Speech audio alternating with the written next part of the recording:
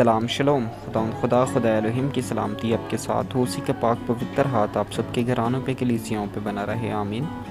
तो आइए जानते हैं हमारी हिब्रू ज़ुबान को और सीखते हैं आज के अल्फ़ाबेट को, और हम देखेंगे एशियंट हिब्रू, पिक्टोग्राफ को, पैलियो हिब्रू को और आज की हमारी मॉडर्न हिब्रू को। तो क्या आप तैयार हैं? बढ़ते हैं हमारे 18th अल्फ़ाबेट की तरफ, जो कि प्रोनाउंस किया जाता है सादे या सादी। तो इसको जो है वो साउंड निकलता है स का। एक्चुअली जो इसमें टी है शुरुआत में वो सॉफ्टली पढ़ा जाता है। और बढ़ते हैं आगे हमारी एशियंट हिब्रू की तरफ और जाकर देखते हैं कि हमारी एशियंट हिब्रू के अंदर कैसा दिखता था सादे। और सादे का साउंड जो है वो एक्चुअली टी के साथ सिमिलर है। एशियन हिब्रू में कुछ इस तरह से सादे दिखता था। तो आपको ये क्या देखने से लगता है? एक्चुअली ये एक मैन की तस्वीर है जो कि लेइंग ऑन हिज साइड है, यानी कि एक साइड की तरफ जो है वो लेटा हुआ है एक इंसान। और इसके जो है वो कुछ मीनिंग भी निकलते हैं और देखते हैं मीनिंग्स को।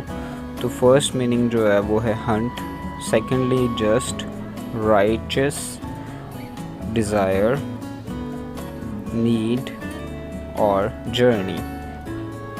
इसको चेज़ भी कह सकते हैं। तो बढ़ते हैं हमारी न्यूमेरिक वैल्यू की तरफ, जो कि सादे की है, वो है 90। और इसके बाद देखेंगे हमारी पैलियो हिब्रू को कि पैलियो हिब्रू में हमारा सादे किस तरह का दिखता था। तो सादे कुछ इस तरह का दिखाई देता था। ये एच लग रहा होगा आपको इंग्लिश का एक एडिशनल लाइन के साथ, लेकिन एच नहीं है, जी हाँ ये सादे है। तो मॉडर्न हिब्रू में आज जो है वो सादे कुछ इस तरह से लिखा जाता है। और ये आपको आइन की तरह लग रहा होगा, लेकिन आइन में और सादे में थोड़ा सा डिफरेंस है। बढ़ते हैं कि इससे क्या वर्ड बनते हैं उसको सीखने के लिए। तो सादे से देखते हैं क्या वर्ड बनते हैं। सादे से बनता है सिपोर, यानी कि बर्ड। सोहार, जो कि कहा जाता है नून को। सादे से आता है सोखाख, यानी कि लाफ, हंसना। तो इसी के साथ हमारा आज का सादे का लेसन भी कंप्लीट होता है।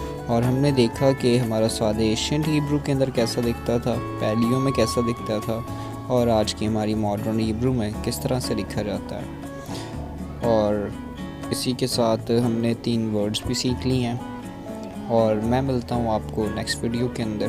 तब तक आप अपना और अपने अजीज़ों का बहुत बहुत ख्याल रखिएगा। दुआ में मुझे याद रखिएगा, ख़ास तौर पे मेरी फैमिली को, मेरे पेरेंट्स को, क्योंकि मेरे फादर की तबीयत थोड़ी ख़राब है। शलोम।